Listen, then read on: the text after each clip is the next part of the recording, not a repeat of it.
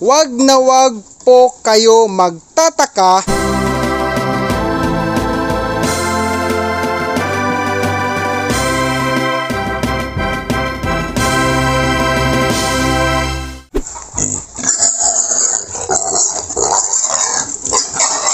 So may tsansa po pala.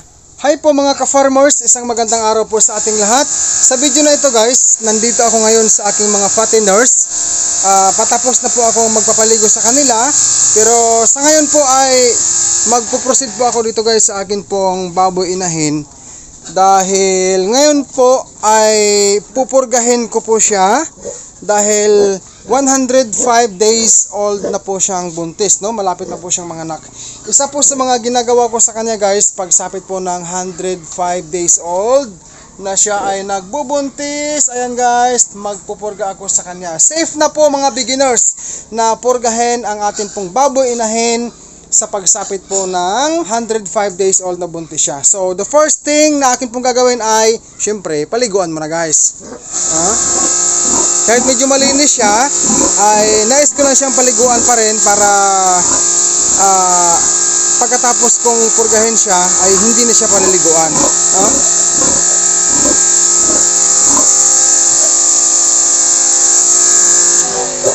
Isa po mga viewers sa akin pong ginagawa sa akin pong sauna, pinupurga ko siya pagsapit ng 105 days old since AI, no? Nabuntis siya.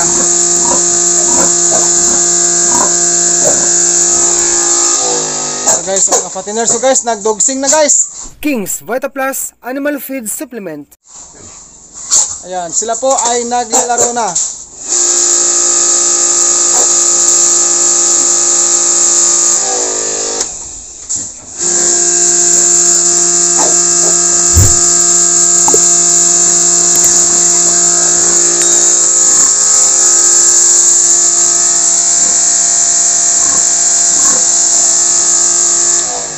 Alam nyo po beginners, sa totoo lang ha, gusto ko lang pong ipag-honest po sa inyo. Ang isa po sa akin pong nalaman sa akin pong munting pagsaliksik. Kaya po ako gumagawa ngayon ng application na to na purgahin siya.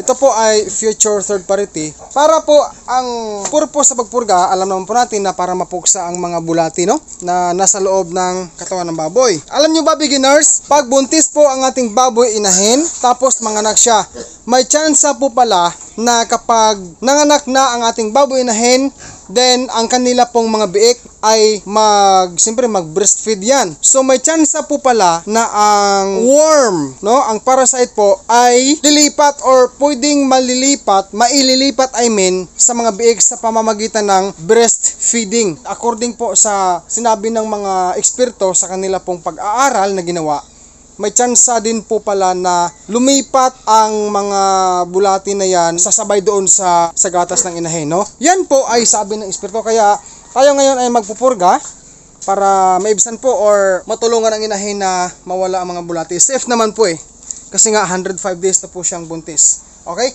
So meron tayong hinanda dito guys na ito lang gamit ko guys, bulat tigok 6 grams. Ito po ay para sa baboy inahin. Ayan. Okay, hindi po ako nagpo-promote ng ganitong produkto guys, ngunit ito lang pong gamitin ko dahil wala pong stock ng latigo ang akin pong suki sa feeds. Ayan, so the first na atin pong gagawin ay mag-ready po tayo ng feeds. Ayan guys, gestation po ito. Ayan, 1/4 lang kilo Gestation with mix of rice bran. Sumunod po, lagyan natin ng pamurga. Alam niyo ba guys, sa totoo lang ako po ay maghahalo pa rin, no? Maghahalo pa rin ng King's Vita Plus Animal Feed Supplement. Disclaimer lang guys ang gawaing ito ay base lamang po sa decision ko na gawin ito. Bakit Kuya Dudong naghalo ka ng King's Vita Plus? Kasi po, or dahil napagpasyahan ko na hindi naman masama, no, hindi naman masama at wala pong overdose ang King's Vita Plus sa anumang klaseng pangyayari na nagaganap po sa akin pong mga baboy.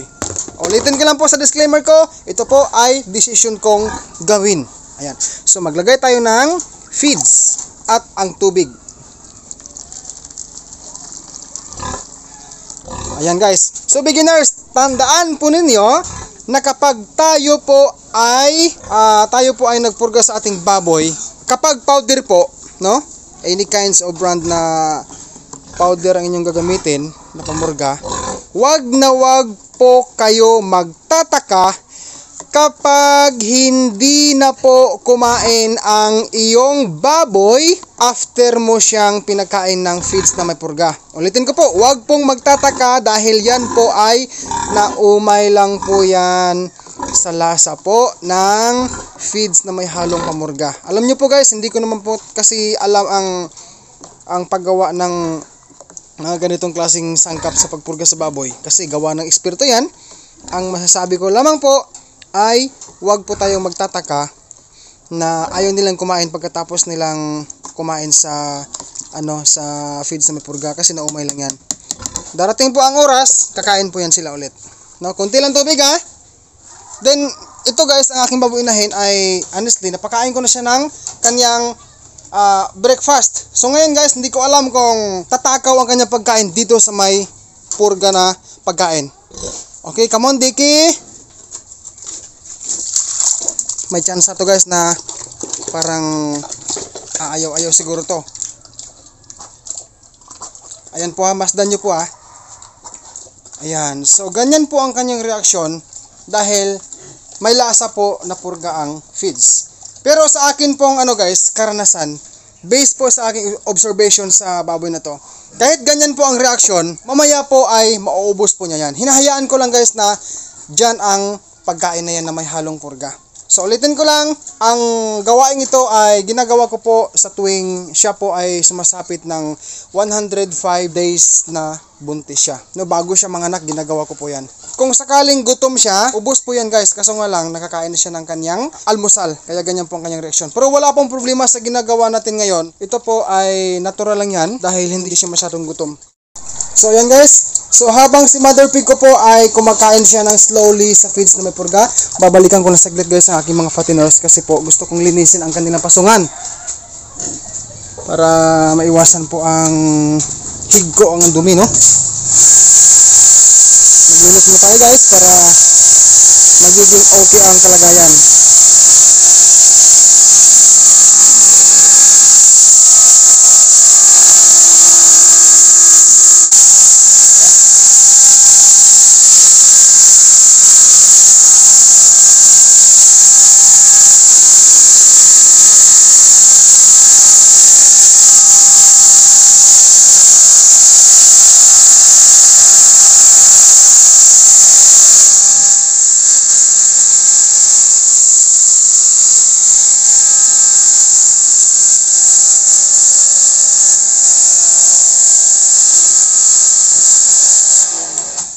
Ayan guys, malinis na po dito. So balikan natin po ang akin pong saw. Ayan guys, so siya po ay dahan-dahan lang pong kumakain sa pagkain na may purga. Ayan po guys, lumipas po ang 20 minutes. Unti-unti na pong naubos ang binigay kong feeds na may purga. Salamat po guys sa panonood. Mabuhay po kayong lahat. God bless po sa ating lahat.